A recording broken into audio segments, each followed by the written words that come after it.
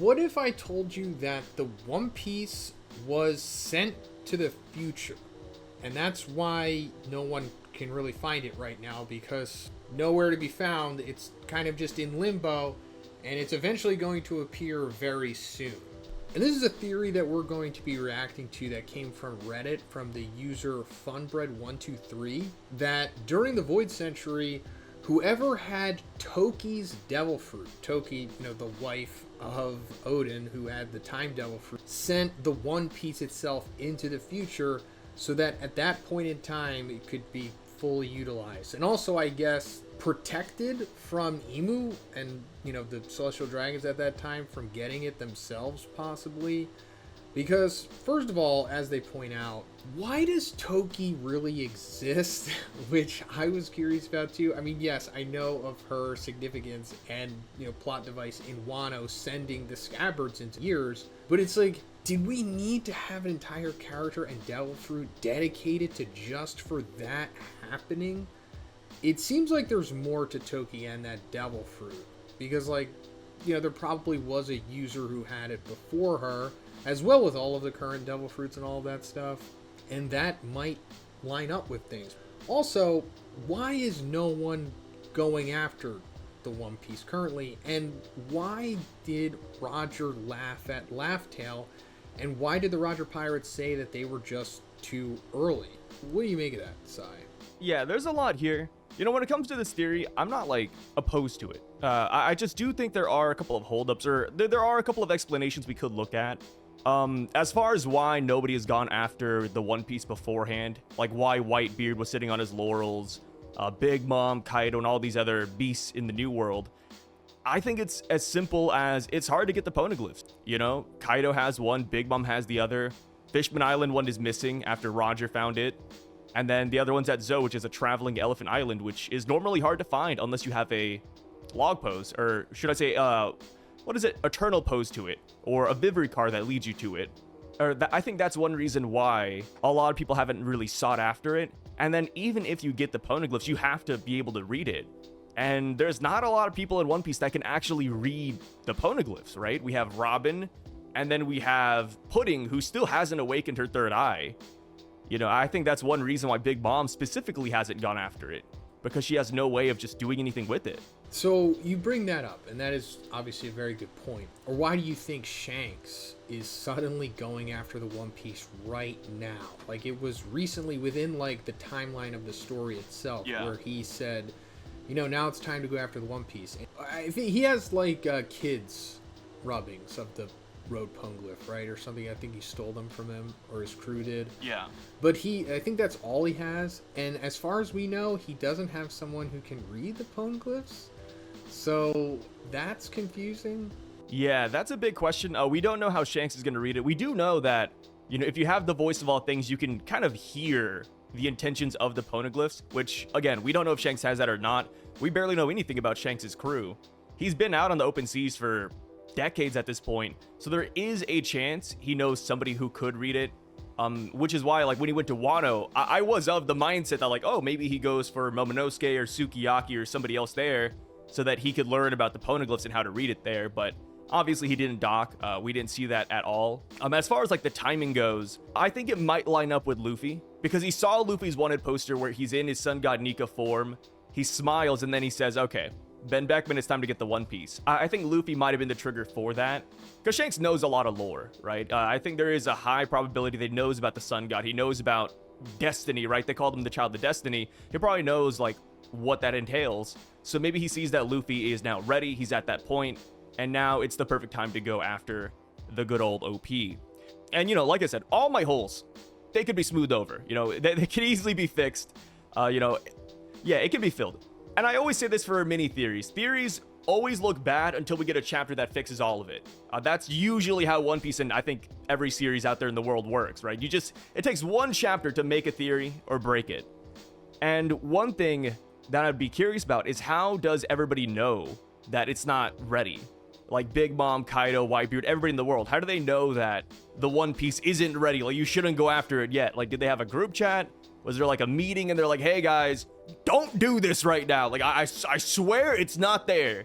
And, you know, if Roger laughed because nothing's at that island, would it be a little bit silly if, like, Luffy and the gang got there and the treasure was there and they didn't laugh? Like, we don't get the same joke that Roger did? Like, who would reveal that to us? Because Toki's dead. You know, Roger, he's not going to come back from the grave and tell us why he laughed. So I feel like we might need a moment where, like, Luffy himself laughs or the crew laughs or something of the sort. Because at that point, it wouldn't be Laugh Tale anymore if the main joke was it not being there. That's a good point, too.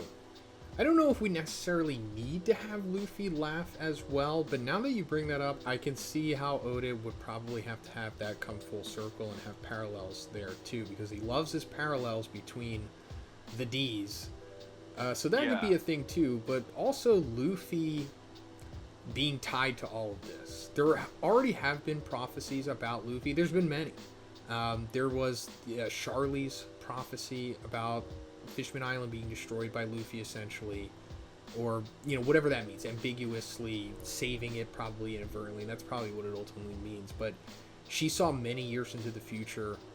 I think it was in the latest chapter, 1174, when we see Loki and Luffy come up from the underworld to save everyone. Jarl starts, like, reciting what I think is probably the Harley text or something, and he's like, and then the big creature came, or the big beast came out and blotted out the sun, whatever, and there was drums or heard or something, right? He says something along those lines. I'm paraphrasing, and he says the sun god was there too. That's like implying that that was all foretold to happen. Yeah, more or less. It's either foretold to happen or this happened in the past and somebody decided to write it down, which, you know, one more point I do want to make about, like, the whole sending into the future aspect. If Toki is the one who sent the One Piece to the future, I'd like to imagine she'd tell Roger or Odin about it. Like, hey guys, the treasure you're looking for, yeah, I know exactly where that's at. And also, it's not ready. Like, you're gonna get there and nothing's there. She was a part of the Whitebeard crew, and then she also knew Roger, and Odin did visit back to Wano before they went for Laugh Tale. Like, he visited semi-regularly, so I like to imagine she, like, dropped that info. Yeah, absolutely. I mean, this posits that it was the person wwho held her devil fruit before she did. I mean, Toki is from the Void Century, and she never talked about it, which bothered me, but that's a thing for another time. I mean, it's just, there was some kind of, like, prophecy that was made that knew that Luffy would be around in the future at the perfect opportune time to take advantage of the One Piece.